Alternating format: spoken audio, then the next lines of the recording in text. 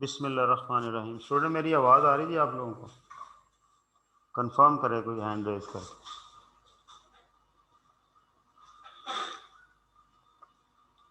ये कौन है पूछो भाई किसी से। फसीउर रहमान, आवाज़ आ रही मेरी? अस्सलाम वालेकुम। यस सर, आवाज आ रही है, क्लियर है। जिंदाबाद। कितने लोग हैं क्लास के? 22 पूरे हो गए? हाँ, ओके। शीट निकालना जी, एक शीट। अच्छा जी, कल हम लोगों ने ये पढ़ा कि आईफैक वो अदारा है जो दुनिया के अंदर अकाउंटिंग मैटर्स को रेगुलेट करता है, और आईफैक की ये वाली रेगुलेशन जो है ये प्रोफेशनल अकाउंटेंट्स के थ्रू काम करती है। प्रोफेशनल अकाउंटेंट्स किन्हें कहते हैं? ये उन तमाम अदारों के मेंबर हैं जो कि आईफैक के रुकन हैं। ये मैंने बताया था कल, अबाउट 2.8 मिलियन लोग हैं। अगर आपने सर्च की होगी तो मे भी करेक्ट फिगर फाइंड कर सकें आप। जो प्रोफेशनल अकाउंटेंट हैं ये दो तरह से इन्वॉल्व हैं। कुछ लोग ये जो पब्लिक सेक्टर में हैं, ठीक है, और कुछ लोग जो हैं ये पब्लिक प्रैक्टिस में हैं।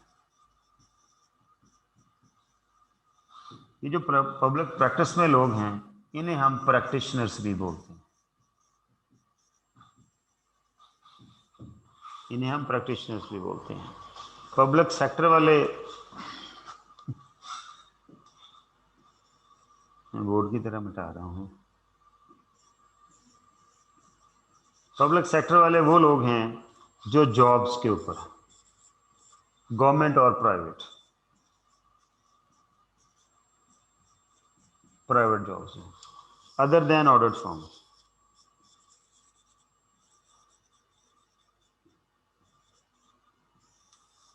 मैंने कहा था ये मेरे सिलेबस का हिस्सा नहीं है, मैंने इस तरफ नहीं है। पब्लिक सेक्टर के अंदर, पब्लिक प्रैक्टिस के अंदर जो लोग काम करते हैं उन्हें हम प्रैक्टिशनर बोलते हैं। ये वाले प्रैक्टिशनर बेसिकली दो तरह के काम करते हैं, ठीक है। वो दो काम ये कौन से करते हैं? ये नॉन एश्योरेंस एंगेजमेंट्स में इन्वॉल्व हैं, ठीक है, एंगेजमेंट्स, और ये एश्योरेंस एंगेजमेंट्स में इन्वॉल्व हैं।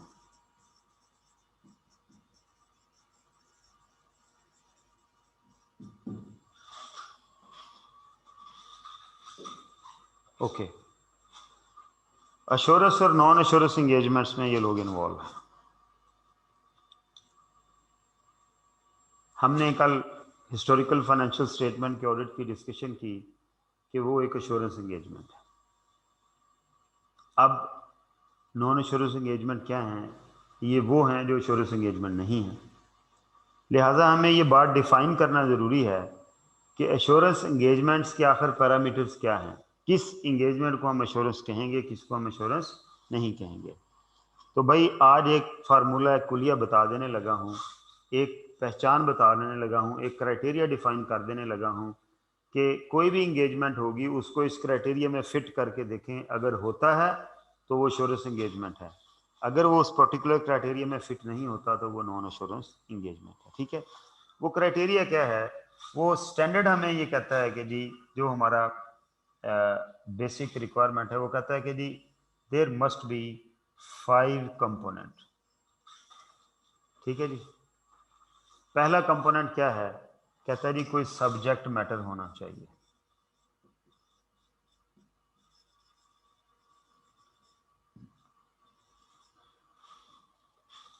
एश्योरेंस एंगेजमेंट के अंदर कोई सब्जेक्ट मैटर होना चाहिए। एश्योरेंस एंगेजमेंट के अंदर 3 पार्टी रिलेशनशिप होना चाहिए।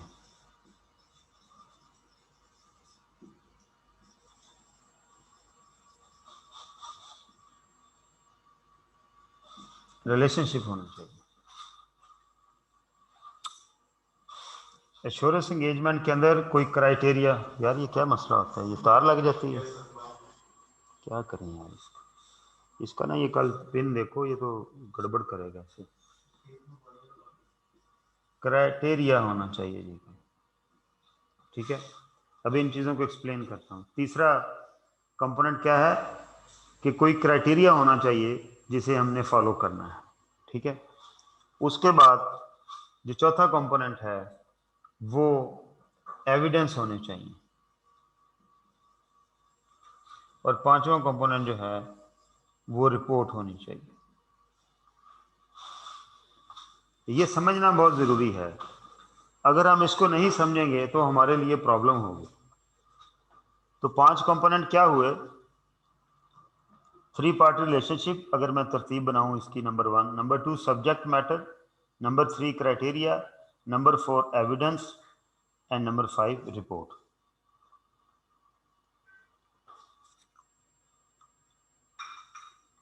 अब जब हम इनकी 1 बाय 1 डिस्कशन स्टार्ट करने लगे हैं तो थोड़ा सा इसके अंदर इन्वॉल्व होना है आपने, ठीक है।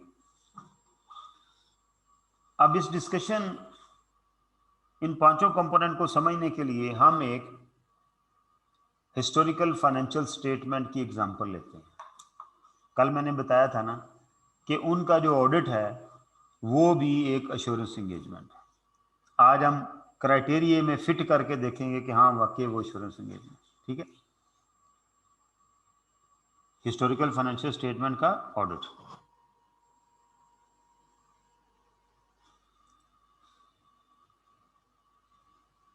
Audit is a type of assurance engagement, ये भी कल हमने बात कर ली थी। अब सबसे पहला कंपोनेंट जो है वो क्या है? वो 3 पार्टी रिलेशनशिप है। वो क्या है? 3 party relationship, number 1, number 2, number 3, number 4, number 5, ठीक है। 1 और 2 ऊपर नीचे लिखे गए हैं, ठीक है। 3 पार्टी रिलेशनशिप से क्या मुराद है? हिस्टोरिकल फाइनेंशियल स्टेटमेंट की एग्जांपल है।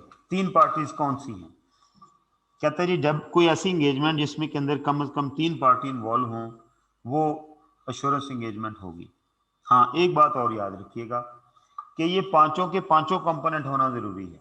ये नहीं है कि जी एक नहीं है, 4 हैं तो इंश्योरेंस हो जाएगी। नो, ये पांचों कंपोनेंट होना जरूरी है। मैं एग्जांपल्स के साथ ये डिस्कशन करूंगा। Historical financial statement, 3 party relationship. कौन सी 3 पार्टीज हैं? कहते हैं जी एक पार्टी रिस्पॉन्सिबल पार्टी होगी, एक पार्टी यूजर होगी और तीसरी पार्टी ऑडिटर होगी, एश्योरेंस प्रोवाइडर होगा, प्रैक्टिशनर होगा। Historical financial statement, responsible party कौन है? मैनेजमेंट है। रिस्पॉन्सिबल पार्टी कौन है? मैनेजमेंट है।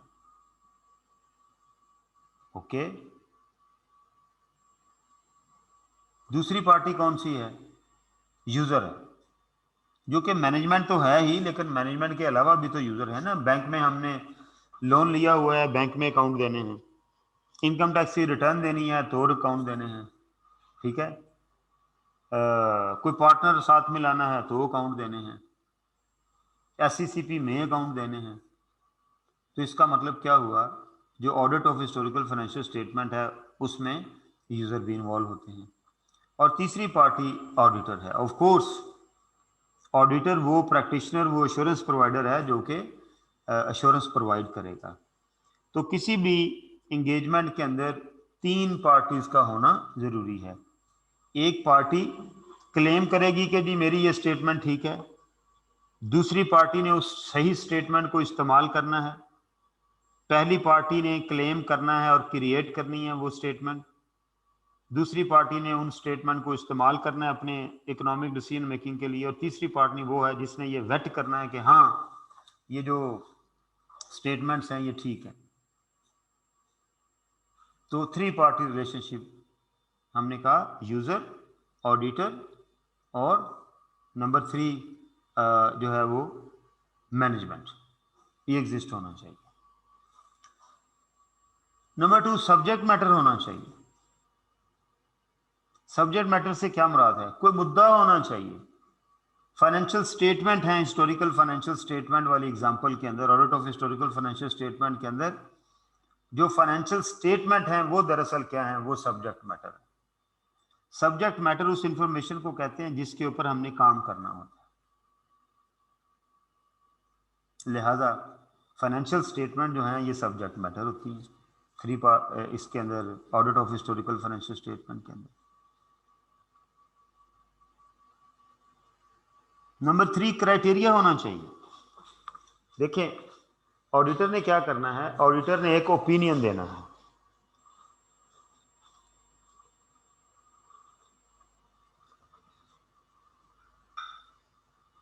किस चीज के ऊपर ओपिनियन देना है ऑडिटर ने? इस चीज के ऊपर देना है कि क्या financial statement true and fair हैं या नहीं है। एश्योरेंस देनी है, कल मैंने आपको बताया था। अब जब मैं किसी चीज की एश्योरेंस देता हूं तो मैं उसे किसी पैरामीटर के साथ मैच करके देता हूं ना। मसलन मैं किसी गाड़ी के टायर्स के अंदर हवा कितनी है, हवा पूरी है, इसकी एश्योरेंस देना चाह रहा हूं, तो मैं क्या करूंगा? मैं उस प्रेशर को चेक करूंगा। सिर्फ चेक करना काफी नहीं है, मुझे यह भी पता होना चाहिए कि किसी गाड़ी के टायर के अंदर हवा के प्रेशर का स्टैंडर्ड क्या है, क्राइटेरिया क्या है। तभी मैं बता सकूंगा कि भाई ये प्रेशर कम है, ज्यादा है, ठीक है। लिहाजा जब हम audit of historical financial statement करते हैं तो हमारे सामने कोई ना कोई क्राइटेरिया होना चाहिए। किसी क्राइटेरिया का मतलब यहां पर क्या है? फाइनेंशियल रिपोर्टिंग फ्रेमवर्क है हिस्टोरिकल फाइनेंशियल स्टेटमेंट के ऑडिट के पॉइंट ऑफ व्यू से। हिस्टोरिकल फाइनेंशियल स्टेटमेंट के अंदर हम किसी फ्रेमवर्क को यूज करते हुए वो सब्जेक्ट मैटर यानी फाइनेंशियल स्टेटमेंट क्रिएट करते हैं। तो जो हिस्टोरिकल फाइनेंशियल स्टेटमेंट का ऑडिट है उसके अंदर सब्जेक्ट मैटर का किसी क्राइटेरिया के मुताबिक होना, किसी अकाउंटिंग फ्रेमवर्क के मुताबिक होना, ये क्राइटेरिया वाली कंडीशन पूरी कर देता है। चौथी चीज क्या है? एविडेंस। वो कहता है कि जी आपने किसी क्राइटेरिया के मुताबिक जो सब्जेक्ट मैटर क्रिएट किया है यानी फाइनेंशियल स्टेटमेंट, वो जिन इवेंट और ट्रांजैक्शन के अकर होने से क्रिएट हुआ है, उन इवेंट और ट्रांजैक्शन के एविडेंस होने चाहिए। ख्याली एंट्रीज नहीं होनी चाहिए कि जी ये सेल हो गई है तो सेल हो गई है, नहीं, उसके एविडेंस होने चाहिए। अगर एक बंदा आपके पास फाइनेंशियल स्टेटमेंट लेके आता है, वो आईएफआरएस के मुताबिक बनी हुई है, इसका मतलब क्या हुआ? सब्जेक्ट मैटर है, फाइनेंशियल स्टेटमेंट भी एग्जिस्ट करती हैं, क्राइटेरिया भी आईएफआरएस के मुताबिक है। वो मुझे कहते हैं साहब इसको रिपोर्ट दे दें। फर्ज करें मैं रिपोर्ट भी दे देता हूँ। मैं रिपोर्ट देने के लिए उससे जब एविडेंस मांगता हूँ तो कहते हैं सर एविडेंस कोई नहीं है। अब जब एविडेंस कोई नहीं है तो ये चौथा कंपोनेंट मिस हो गया, इसका मतलब है वो एश्योरेंस एंगेजमेंट ही नहीं है। तो ट्रांजैक्शन और इवेंट्स के जो है वो क्या होने चाहिए? वो एविडेंसेस होने चाहिए।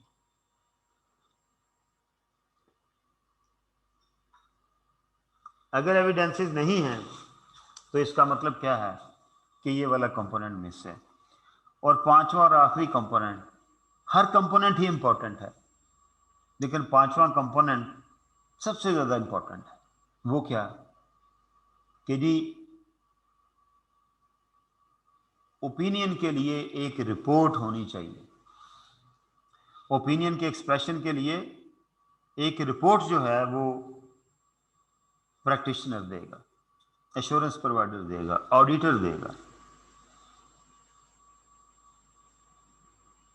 ऑडिटर एक खास किस्म का एश्योरेंस प्रोवाइडर होता है, मैंने कल भी बताया था, जो कि ऑडिट वाली एश्योरेंस देता है। लिहाजा जब मैं किसी कंपनी के हिस्टोरिकल फाइनेंशियल स्टेटमेंट का ऑडिट करता हूं तो उसके अंदर वो फाइनेंशियल स्टेटमेंट सब्जेक्ट मैटर हैं, वो स्टैंडर्ड के मुताबिक बने हैं, वो क्राइटेरिया है, ट्रांजैक्शन एंड इवेंट्स के पीछे रिकॉर्ड मौजूद है, एविडेंस है। सेल है तो सेल इनवॉइसेस हैं, परचेज है तो परचेज इनवॉइसेस हैं, सैलरी शीट्स हैं, ब्ला ब्ला ब्ला। और उसके ऊपर मैं एक एक्सप्रेशन ऑफ ओपिनियन की रिपोर्ट दूंगा, एश्योरेंस रिपोर्ट दूंगा। कौन सी रिपोर्ट दूंगा? Assurance report.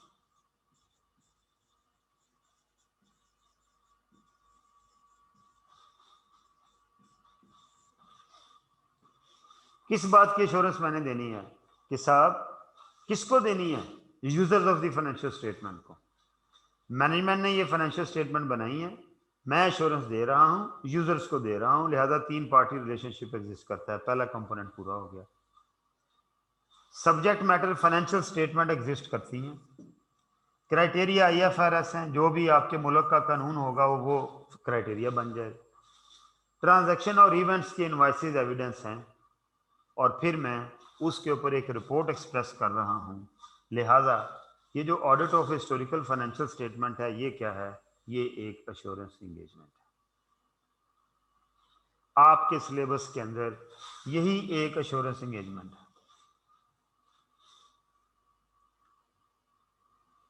इसके अलावा एश्योरेंस एंगेजमेंट की और भी एग्जांपल है। मैंने कल आपको एग्जांपल दी थी मैनेजमेंट सिस्टम्स की। मैंने कहा था कोसो नेटवर्क फ्रेमवर्क जाके देखिएगा। पता नहीं किसी ने सर्च की है नेट पे कि नहीं की। अगर की होगी तो आपने उसको पढ़ा भी होगा कि वो आइडिया मतलब स्टैंडर्ड मैनेजमेंट सिस्टम्स हैं। तो अगर किसी ऑडिटर को कहा जाए कि जी आपने हमारे सिस्टम के ऊपर रिपोर्ट करनी है, मैनेजमेंट सिस्टम के ऊपर, जो कि हमने कोसो फ्रेमवर्क के मुताबिक डिज़ाइन किया हुआ है, तो ये भी एक एश्योरेंस एंगेजमेंट है। कैसे? 3 पार्टी रिलेशनशिप एग्जिस्ट करता है। मैनेजमेंट ने वो मैनेजमेंट सिस्टम बनाया है, मैं उसकी एश्योरेंस दे रहा हूँ, और उस एश्योरेंस रिपोर्ट के ऊपर आपको किसी वर्ल्ड बैंक से या किसी जगह से कोई फाइनेंस मिलना है, सब्सिडी मिलनी है, रिबेट मिलना है। लिहाजा 3 पार्टी रिलेशनशिप है। सब्जेक्ट मैटर क्या है उसमें? Management system. जैसे ऑडिट के अंदर था ना फाइनेंशियल स्टेटमेंट, तो जब मैं मैनेजमेंट सिस्टम को ऑडिट कर रहा हूं तो सब्जेक्ट मैटर क्या है? Management system. क्राइटेरिया क्या है? कोसो फ्रेमवर्क क्राइटेरिया, कि जी ये इस फ्रेमवर्क के मुताबिक ये फाइनेंशियल स्टेटमेंट जो है वो बनी है। ठीक है। एविडेंस क्या है? उस मैनेजमेंट सिस्टम की जो एग्जिस्टेंस जिन एक्टिविटीज से कंफर्म होती है वो उसके एविडेंस हैं। और ऑफ कोर्स मैं उसके ऊपर एक एश्योरेंस रिपोर्ट दूंगा। तो लिहाजा इस एंगेजमेंट के अंदर भी 5 कंपोनेंट मौजूद हैं। लिहाजा ये भी क्या है? ये भी एक एश्योरेंस एंगेजमेंट है। क्यों जी, यहाँ तक समझ आ गई है कि एश्योरेंस एंगेजमेंट क्या होती है? किसी को कोई अगर इशू है तो वो डिस्कस कर सकता है, हम उतनी देर में बिस्किट खा लेते हैं।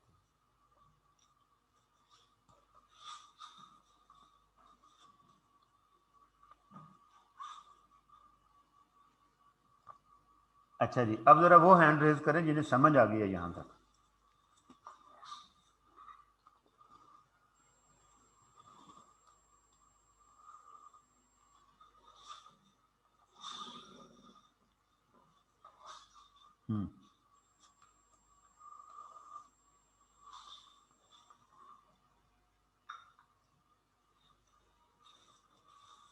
ओके जी, ठीक है। सोए हुए लोगों को समझ नहीं आ सकती, ज़ाहिर है, तो अंडरस्टूड सी बात है।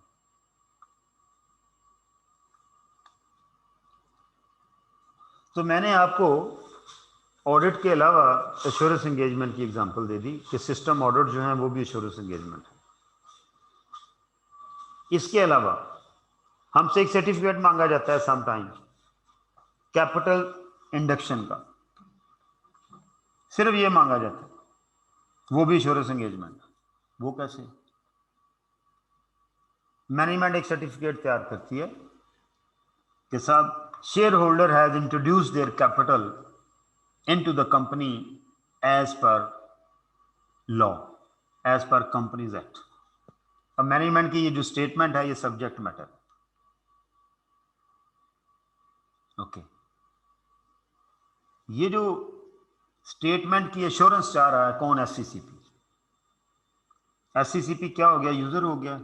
मैनेजमेंट ने ये स्टेटमेंट बनाई है, वो रिस्पॉन्सिबल पार्टी होगी, और ऑडिटर ने इसके ऊपर ओपिनियन देना है।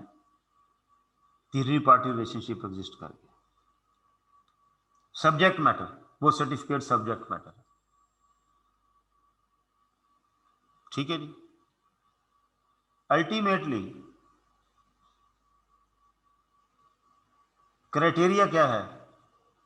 SCCP, security and exchange commission of Pakistan का जो लॉ है, company act basically criteria. Company act क्या है? वो क्राइटेरिया है। ओके, 3 पार्टी रिलेशनशिप भी हो गया, सब्जेक्ट मैटर भी हो गया, क्राइटेरिया भी हो गया, एविडेंस, बैंक स्टेटमेंट, चेक्स की कॉपीज जो शेयर होल्डर्स ने अपने अकाउंट से काट के उधर कंपनी अकाउंट में डाले। ओके, रिपोर्ट, मैं उसके ऊपर एक सर्टिफिकेट इशू करूंगा कि जी we hereby certify that this much of capital has been inducted in the company's account through this and this. तो ये जो एक सर्टिफिकेट इशू करना है, ये भी क्या है? Assurance engagement. Audit assurance engagement है, सर्टिफिकेशन एश्योरेंस एंगेजमेंट है अगर इस तरह की है तो, क्योंकि पांचों कंपोनेंट हैं। सिस्टम ऑडिट एश्योरेंस एंगेजमेंट है, ये आपको समझाने के लिए ये चीज़ें बता दी। लेकिन हमारे सिलेबस के अंदर सिर्फ और सिर्फ एश्योरेंस एंगेजमेंट की कौन सी टाइप है? वो एक ऑडिट है और एक रिव्यू है। रिव्यू का एक स्टैंडर्ड है हमारे सिलेबस के अंदर और ऑडिटिंग के ऊपर 16-17 स्टैंडर्ड है। सॉरी।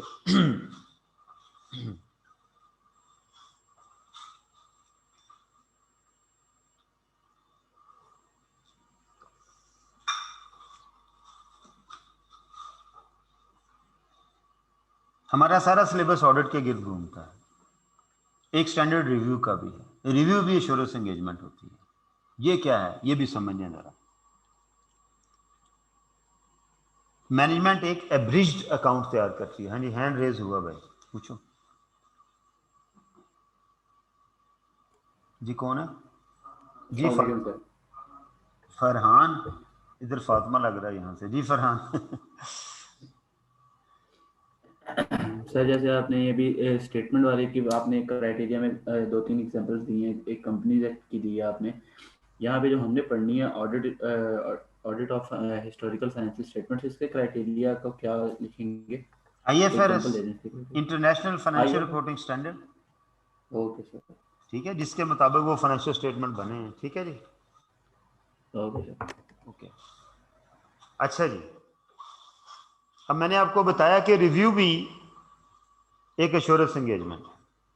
वो क्या रिव्यू क्या होता है? मैनेजमेंट को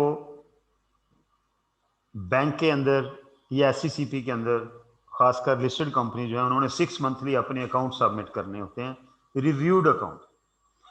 रिव्यूड अकाउंट के अंदर ऑडिटर डिटेल ऑडिट नहीं करता, मैनेजमेंट वो ब्रिज्ड अकाउंट बनाती है। ब्रिज से मुराद ये है कि वो उतने डिटेल नोट्स भी अकाउंट्स के साथ नहीं होते जितने आम फाइनेंशियल स्टेटमेंट होते हैं। क्राइटेरिया ऑफ कोर्स IFRS ही होता है। 3 पार्टी रिलेशनशिप ऑफ कोर्स हमने SCCP में सबमिट करने होते हैं। एविडेंस ऑफ कोर्स, जो ट्रांजैक्शन ड्यूरिंग द ईयर हुई हैं उनके एविडेंस होते हैं ट्रायल। लेकिन यहाँ पर एविडेंस मैंने ट्रांजैक्शन के नहीं देखने, मैंने मेरा ट्रायल बैलेंस और बुक्स ऑफ अकाउंट्स की हद तक मैंने चीज़ों को देखना है, वो एविडेंस हो गए और मैंने उसके ऊपर एक रिपोर्ट देनी है। वो ये वाली असाइनमेंट क्या होगी? ये रिव्यू एंगेजमेंट होगी। रिव्यू का एक प्रॉपर स्टैंडर्ड है, सिर्फ एक ही स्टैंडर्ड है हमारे सिलेबस में रिव्यू का, वो हम पढ़ेंगे। बाकी सारे के सारे हमारे सिलेबस में ऑडिटिंग स्टैंडर्ड। अब नॉन एश्योरेंस एंगेजमेंट क्या है? डेफिनेशन वाइज तो ये है कि engagements which are not assurance engagement are called non assurance engagement. कि वो एंगेजमेंट जो एश्योरेंस एंगेजमेंट नहीं है उन्हें हम नॉन एश्योरेंस एंगेजमेंट कहते हैं। ये क्या डेफिनेशन हुई भाई? बिल्कुल सर ऐसे ही है। क्या डेफिनेशन हुई? कि यानी कोई ऐसी एंगेजमेंट जिसके अंदर इन पांचों कंपोनेंट पूरे ना हो रहे हों, कोई एक मिस हो, 2 मिस हो, 3 मिस हो, सारे मिस हो, वो क्या कहलाएगी? वो क्या कहलाएगी? वो दरअसल एश्योरेंस एंगेजमेंट कहलाएगी। आवाज आ रही है जी? आ रही है, ठीक है। उसे हम क्या बोलेंगे? उसे हम एश्योरेंस एंगेजमेंट कहेंगे, ठीक है। और जिसमें ये पांचों कंपोनेंट होंगे वो एश्योरेंस होगी, और जिसमें ये मिस होंगे, कोई 1, 2, 3, 4 या पांचों ही, वो क्या कहलाएगी? नॉन एश्योरेंस एंगेजमेंट कहलाएगी। मसलन टैक्सेशन सर्विसेज, ये जो हाजी अहमद जब्बार साहब काम करते हैं, टैक्स कंसल्टेंसी देते हैं अपने क्लाइंट को, इसके अंदर क्या है? ये एश्योरेंस एंगेजमेंट नहीं है।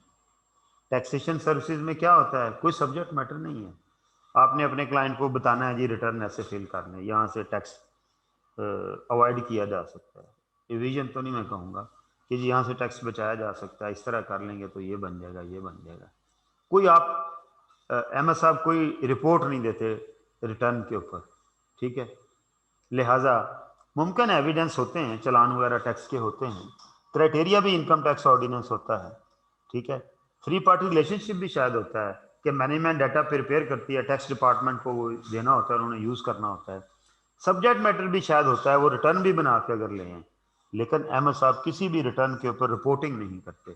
लिहाजा हम क्या कहेंगे कि टैक्सेशन सर्विसेज जो हैं वो एश्योरेंस एंगेजमेंट नहीं है, ठीक है। उसके बाद फिजिबिलिटी, ये काम हम करते हैं, मैं बनाता हूँ अपने ऑफिस के अंदर फिजिबिलिटी सेक्शन के अंदर feasibility services. Projected financial statement किसी को बना के देनी, नया यूनिट लगाना है, नया प्रोजेक्ट लगाना है। कंपाइलेशन, इसके अंदर भी थ्री पार्टी रिलेशनशिप नहीं है फिजिबिलिटी के अंदर, मैंने कोई रिपोर्ट नहीं देनी, मैंने अजम्पशंस के ऊपर डाटा कलेक्ट करके एक प्रोजेक्टेड 5 साल 10 साल के अकाउंट बना देंगे। फिर कंपाइलेशन है, ये नॉन एश्योरेंस एंगेजमेंट है। कंपाइलेशन क्या है? ये जो सिंगल एंट्री के सवाल है, ये कंपाइलेशन है। कई शेयर इधर से पकड़ी, इनवाइसें वहाँ से पकड़ी, डेटर की डिटेल मिल गई, कैश बुक तो आग लग गई, अकाउंटेंट भाग गया, तो आपने उनसे एक अकाउंट बनाना है, आप अकाउंट बना के देते हैं, आप कोई रिपोर्ट नहीं देते उसके ऊपर। लिहाजा कंपोनेंट मिस है, तो ये भी क्या कहलाएगी? ये भी नॉन एश्योरेंस एंगेजमेंट कहलाएगी। Tax services, feasibility, compilation. इसी तरह इन्वेस्टिगेशन, किसी क्लाइंट ने आपको कहा कि यार हमारे यहाँ लगता है चोरी हुई है, तो ये हमारी कैश बुक का एनालिसिस कर दें।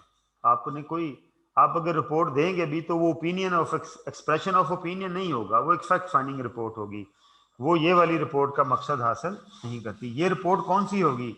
ये एक्सप्रेशन ऑफ ओपिनियन वाली रिपोर्ट होगी। आप जब किसी की इन्वेस्टिगेशन करेंगे तो आप ये रिपोर्ट तो दे सकते हैं कि जी आपकी फलां इनवाइस के अगेंस्ट ये एंट्री नहीं हुई, ये पैसे नहीं है, लेकिन वो एश्योरेंस रिपोर्ट नहीं है। एश्योरेंस रिपोर्ट क्या होती है कि मैनेजमेंट क्लेम करती है कि हमारे फाइनेंशियल स्टेटमेंट IFRS के मुताबिक हैं, और ऑडिटर इस बात को श्योर करता है कि हाँ बिल्कुल मुताबिक हैं, और अगर किसी जगह मुताबिक नहीं है तो ये वो जगह हैं जहां वो मुताबिक नहीं रखती। इसी तरह ड्यू डिलीजेंस है। ड्यू डिलीजेंस भी वो रिपोर्ट्स होती हैं जो कि अल्टीमेटली जब हम कोई नया बिजनेस लेते हैं तो लोग हमें हायर करते हैं कि यार ज़रा हम इस एसेट, इस बिज़नेस की ये बैलेंस शीट के साथ हम बिज़नेस ले रहे हैं, तो इसके एसेट और लायबिलिटीज़ की डिलीजेंस कर दें कि क्या जो रिसीवेबल दिखाए हुए हैं उतने ही रिसीवेबल हैं, गुड रिसीवेबल हैं, जो पेएबल दिखाए हुए हैं वो गुड पेएबल हैं, जो टैक्स लायबिलिटी दिखाई हुई है उतनी ही है या उससे ज़्यादा है। तो ये क्या कहलाती है? ये ड्यू डिलीजेंस कहलाती है। ये भी क्या है? ये भी नॉन। तो ये सारी की सारी जो है ये क्या है? ये नॉन एश्योरेंस इंगेजमेंट्स की एग्जांपल है। ये सारी की सारी क्या है? Non assurance engagement. और जिसके अंदर ये 5 कंपोनेंट मौजूद होंगे वो क्या कहलाएगी? वो एश्योरेंस इंगेजमेंट कहलाएगी। ठीक है जी, यहाँ तक क्लियर है जी? किसी को कोई कंफ्यूजन है तो हैंड रेज करके पूछ सकता है।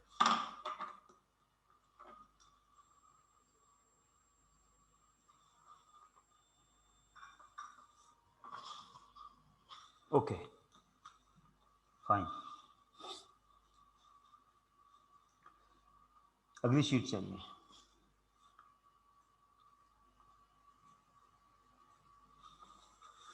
तो इसका मतलब ये हुआ कि एश्योरेंस एंगेजमेंट जो हैं उनको मैं अगर ब्रॉडली डिवाइड करना चाहूँ तो मैं कहता हूँ कि जी एश्योरेंस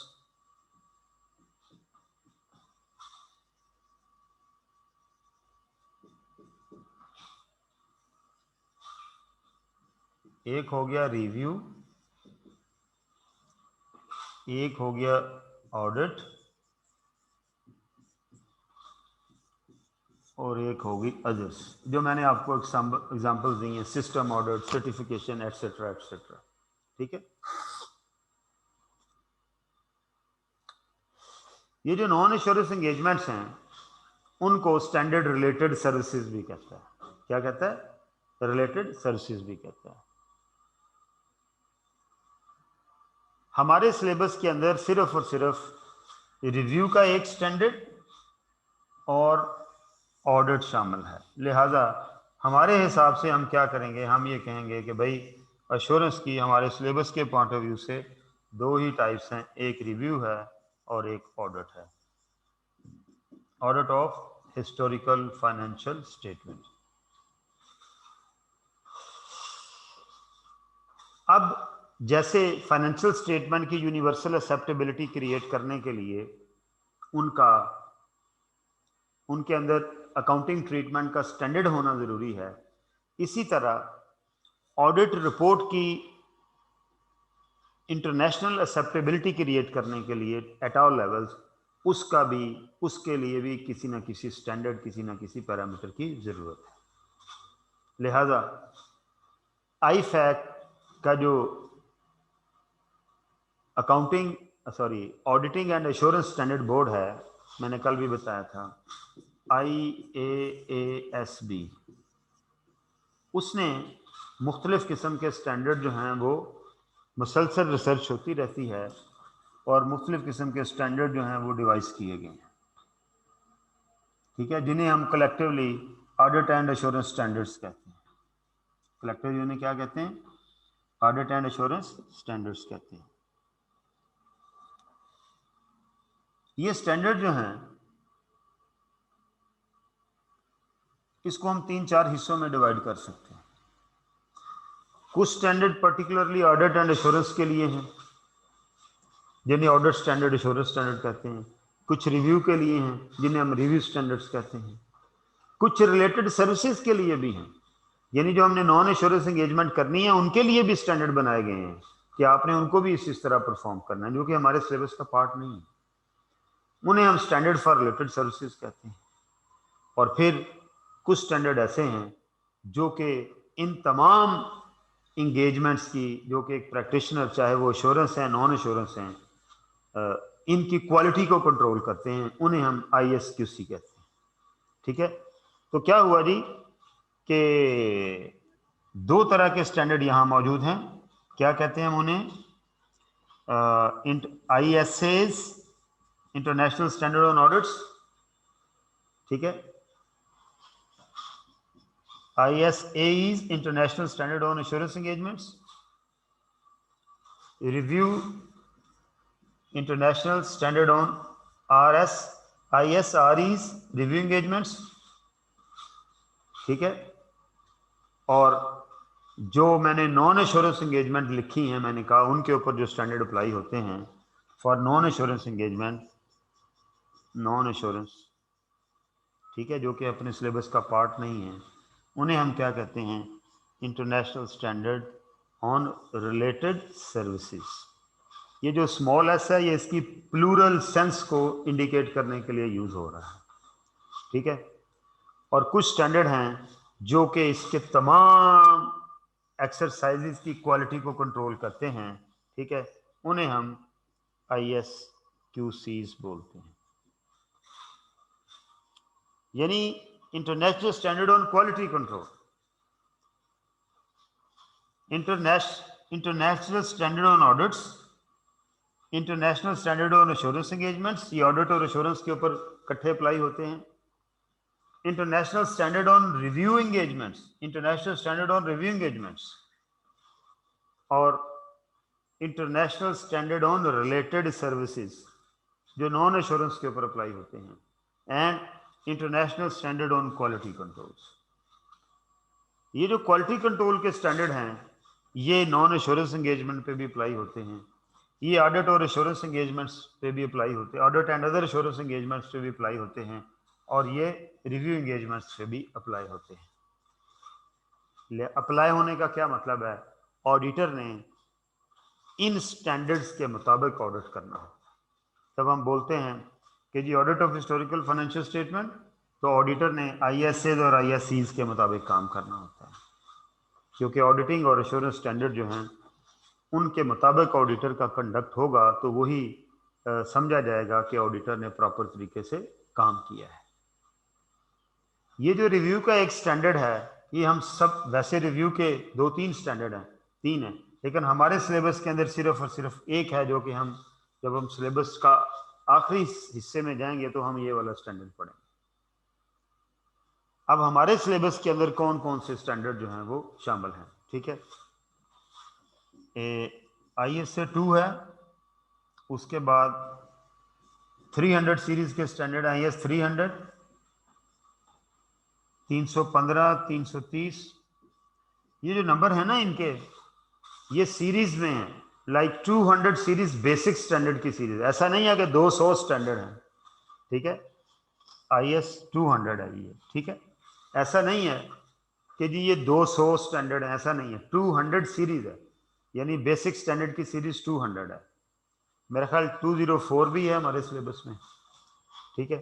उसके बाद देखो ज़रा 204 भी है, डॉक्यूमेंटेशन वगैरह का है शायद, ठीक है। उसके बाद ये 300 सीरीज के स्टैंडर्ड है, मैं रफ सा स्केच दे रहा हूँ। उसके बाद ISA 500 सीरीज के स्टैंडर्ड हैं कुछ।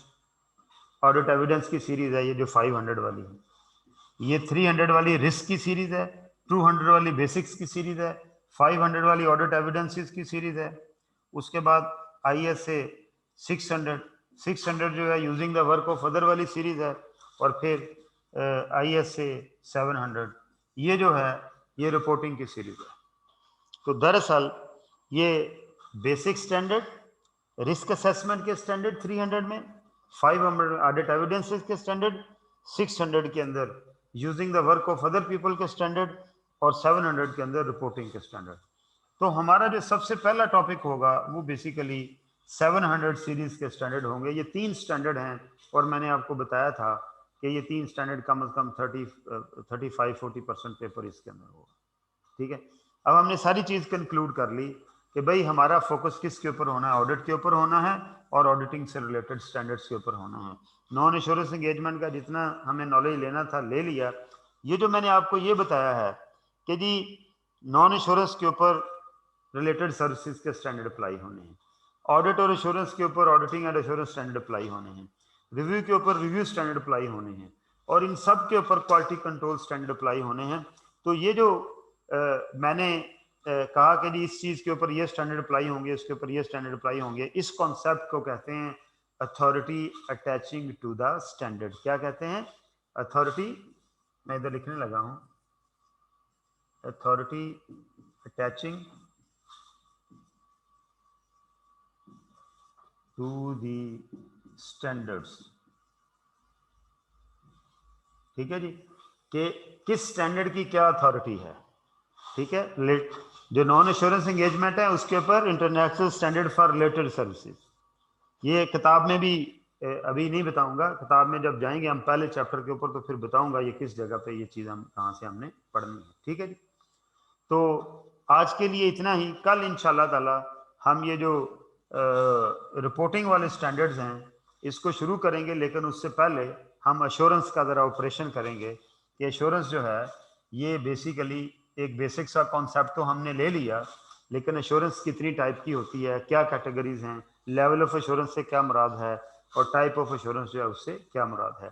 किसी का कोई क्वेश्चन है तो जी पूछ सकता है, अदरवाइज इंशाल्लाह ताला नेक्स्ट क्लास में हम अब 700 सीरीज के ऊपर चले जाएंगे एश्योरेंस को डिफाइन करने के बाद। Any question?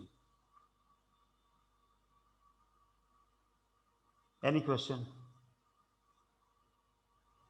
ठीक है जी, thank you very much, God bless you all. हाँ जी भाई, अबूजर क्वेश्चन है आपका, अबूजर क्वेश्चन है आपका, अबूजर बोलो भाई, आपकी आवाज़ नहीं आ रही। फरहान अमजद आप बोल दो भाई। अस्सलाम वालेकुम सर। वालेकुम सलाम।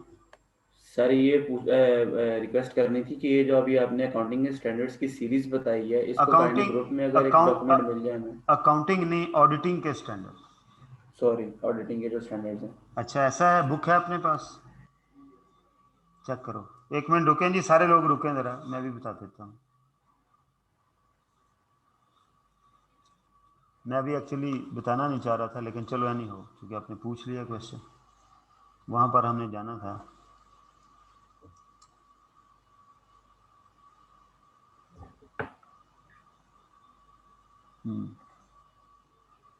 ये निकालो ना ज़रा, ये तो एग्जामिनेबल सप्लीमेंट्स हैं। हाँ ये बुक है, हैं, नहीं मूव हो रही। एक मिनट ठहरो, एक मिनट, नीचे नीचे जाओ, नीचे जाओ, रुका करो ना यार। ये इस पे जाओ, कॉन्सेप्ट एंड नीड्स, पहले चैप्टर के ऊपर आगे जाओ, चलते जाओ, पेज बाय पेज चलो आगे। ये तो सिलेबस है सारा, आगे चलो, और आगे, और आगे, और आगे, और आगे, चलो चलो चलो चलो, शाबाश, अभी शुरू हुआ है, आगे चलो, आगे, आगे, आगे, आगे, आगे। भाई ऑनलाइन है ना, तो इसलिए ढूंढना पड़ रहा है, आगे चलो। सामने होते तो हम किताब खोल के आपको बता देते। आगे चलो, और आगे चलो, हाँ, बस बस बस बस बस, थोड़ा सा नीचे करो।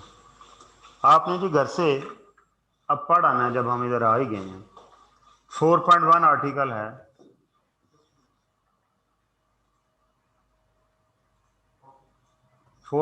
आर्टिकल है the role of auditing standards. ठीक है जी, चलो आगे चलो, ऊपर करो। फिर आपने पढ़ना इंट्रोडक्शन टू आईफैक एंड आईएएसबी, मैंने बता दिया आप लोगों को।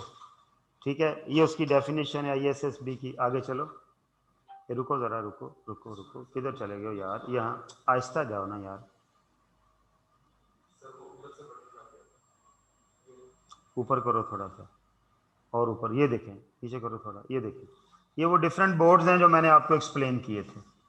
ठीक है, इनको भी एक दफ़ा पढ़ लीजिएगा। आगे चलो, एक पेज ऊपर जाना है बस। अब IASB board, international auditing and assurance standard board, ये भी एक दफ़ा पढ़ लीजिएगा। आगे चलो, the process of issuing auditing standard, ये जैसे एक अकाउंटिंग स्टैंडर्ड हमने आपको बताया हुआ है, इसी तरह वो कहता है जी ऑडिटिंग स्टैंडर्ड कैसे डेवलप होता है, ये भी पढ़ लीजिएगा एक दफ़ा। आगे चलो, उसके बाद आ गया जी इंटरनेशनल ऑडिटिंग प्रैक्टिस स्टेटमेंट। ये भी एक डॉक्यूमेंट है जो कि सिलेबस का हिस्सा नहीं है। स्टैंडर्ड्स की प्रैक्टिकल इंप्लीमेंटेशन के लिए कुछ गाइडलाइन दी गई हैं, उन्हें प्रैक्टिस स्टेटमेंट कहते हैं, जो हम चार्टर्ड अकाउंटेंट जो प्रैक्टिस में उनके लिए होती हैं। आगे चलो, ये देखें, यहाँ रुक जाओ। Preface to international standard on quality control, auditing, review and other assurance and related services standard. ये देखिए, ये मैंने आपको बताया जी भाई, 1 2 3 4 5 तरह के स्टैंडर्ड आपको बताया। ठीक है, आईएसए ये कहता है जी audit of historical financial statement को अप्लाई करने हैं। आईएसआरईज ये रिव्यू के स्टैंडर्ड है, वहाँ आपने अप्लाई करने हैं। ठीक है, आईएसएईज एश्योरेंस एंगेजमेंट के ऊपर आपने अप्लाई करने हैं। ठीक है, international standard on related services, ये नॉन एश्योरेंस एंगेजमेंट पे, और क्वालिटी कंट्रोल स्टैंडर्ड एग्जैक्ट, ये इसको हम क्या बोलते हैं, authority attaching to the standard. आगे चलो जी, बस जी, ये फिर उसने बताया हुआ है, ये बाद में पढ़ेंगे कि जी स्टैंडर्ड बनता किस तरह से, स्टैंडर्ड को किस तरह से एक्सप्लेन किया गया है। आपने का जो क्वेश्चन था वो पिछले पेज पे था सारा, तो यहाँ तक आप लोगों ने इसको पढ़ के आना है, वहाँ से जहाँ से मैंने आपको शुरू करवाया। तो ये सारी चीज़ें एक्चुअली मैं पढ़ा चुका हूँ। क्लियर हो गया जी? सर थोड़ी सी एक्सटेंशन है मेरे क्वेश्चन में, वो ये कि जो आपने वो आईएस से ये 200 ये सीरीज और 300 सीरीज ये बताई है। क्लियर हो गया आपको? ये क्लियर हो गया जी, आपको? ये बिल्कुल क्लियर है सर। ओके जी, अब बताएं आगे। सर ये जो आईएस है 200 और 300 की सीरीज जिस तरह आपने बताई है कि वो बेसिक्स की हैं, कुछ रिस्क की हैं, कुछ रिपोर्टिंग की हैं, ये डिटेल चाहिए होगा ये तो। डिटेल आपको अकाउंटिंग ऑडिटिंग स्टैंडर्ड की बुक लेनी पड़ेगी, उसके अंदर सारे तरतीब से स्टैंडर्ड लिखे हुए हैं। ठीक है, इस किताब के अंदर भी मौजूद हैं। ज़रा जाओ कंटेंट्स के अंदर जाओ, शुरू में जाओ शाबाश, जल्दी शुरू में, इससे भी पहले बिल्कुल स्टार्ट में जहाँ चैप्टर लिखे हुए हैं। हाँ, ये जब आप डिफरेंट चैप्टर्स में हम जाएंगे ना, तो साथ साथ वो स्टैंडर्ड जो है, मसलन ये 300 सीरीज के सारे स्टैंडर्ड इस चैप्टर में नज़र आ रहे होंगे, 500 के सारे इस चैप्टर में नज़र आ रहे होंगे, 200 के सारे इस चैप्टर में नज़र आ रहे होंगे। ठीक है, और इसी तरह